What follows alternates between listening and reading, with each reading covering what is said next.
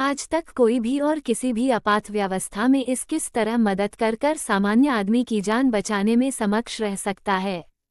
यह एक सत्य का ज्ञान कार्यक्रम में आज दीपक हॉस्पिटल में संपन्न हुआ है। दी गई जानकारी सामान्य लोगों का आपातकाल परिस्थिति में मरीज की जान इस तरह बचाया जाए। दीपक हॉस्पिटल के डॉक्टर चंद्रिका पार्टी मैडम की टीम में वास्तविक ज्ञान दिया। ज्ञान का फायदा होगा हजारों लोगों को लाभदायक।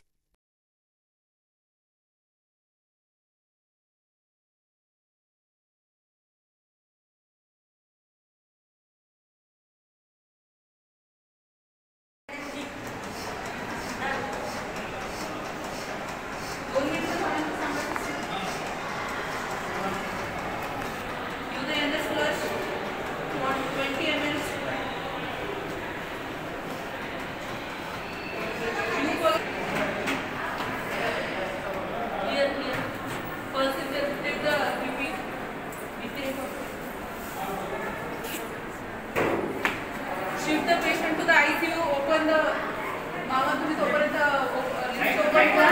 Patient ला घ्या जरा patient. तुम्ही आंबू करा sister याचा. Isolate मग केलं का?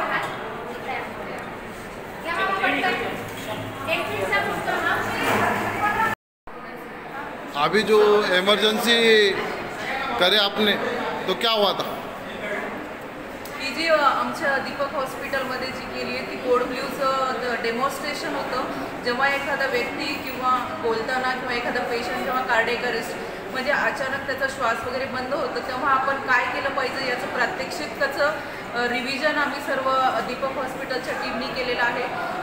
याच्यामध्ये असं असतं की जेव्हा एखादा पेशंट बोलता बोलता अचानक कोसळला, जसं की तुम्ही पाहता की दीपक हॉस्पिटलच्या कॉरिडॉरमध्ये तो व्यक्ती अचानक कोसळला अशी आम्ही कल्पना केली। त्यानुसार त्यांनी कोड ब्ल्यू ॲक्टिवेट केला। कोड ब्ल्यू ॲक्टिवेट करणं म्हणजे कॉल फॉर हेल्प। याच्यामध्ये तुम्ही एकटे काही नाही करू शकत। आता हा सीन जो तो हॉस्पिटलच्या आतला दाखवलेला आहे, त्याच्यामुळे साजिया मॅडमनी कोड ब्ल्यू ॲक्टिवेट केला।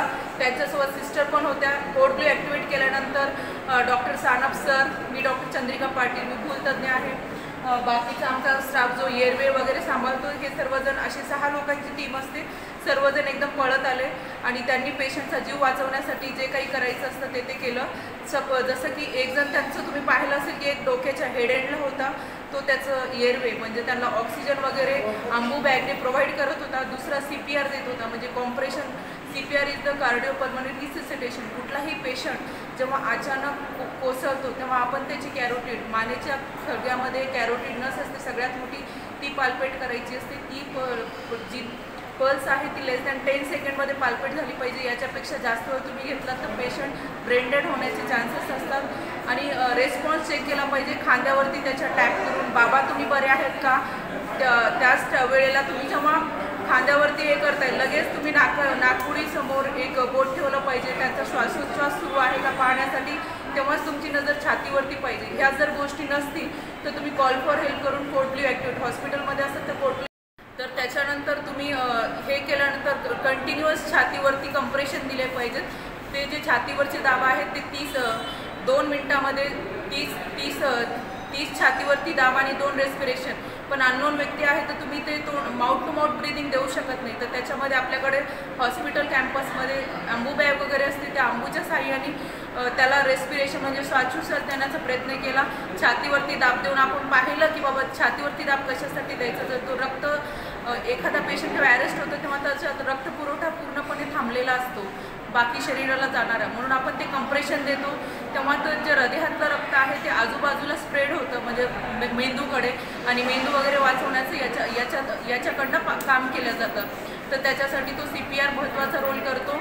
तर ही जी प्रोसिजर होती आम्ही जी केली ती ॲडव्हान्स होती, पण बाहेर तुम्ही बेसिक लाईफ सपोर्टच्या नावाखाली फक्त छातीवरती दाब देऊन एखाद्या पेशंटचा, एखाद्या व्यक्तीचा जीव वाचवू शकता।